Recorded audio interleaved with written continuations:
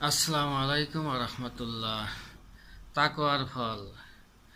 আল্লাহ তাআলা কুরআনে ইরশাদ করেন, সূরা আত-তালাক আয়াত 2 থেকে 3, যে আল্লাহকে ভয় করে আল্লাহ তার জন্য বের হওয়ার পথ বানান এবং তাকে অপ্রত্যাশিত জায়গা থেকে রিজিক দান করেন।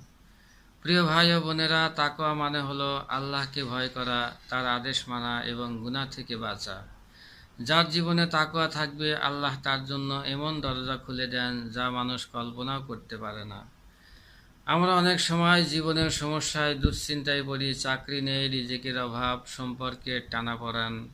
অথচ আল্লাহ প্রতিশ্রুতি দিয়েছেন, তাকওয়া অবলম্বন করলে তিনি নিজেই বের করে দেবেন উত্তম সমাধান। তাকওয়ার ফল শুধু দুনিয়াতে নয়, আখিরাতেও রয়েছে। আল্লাহর রহমত, জান্নাত এবং অনন্ত শান্তি তাকওয়াবানদের জন্য সংরক্ষিত।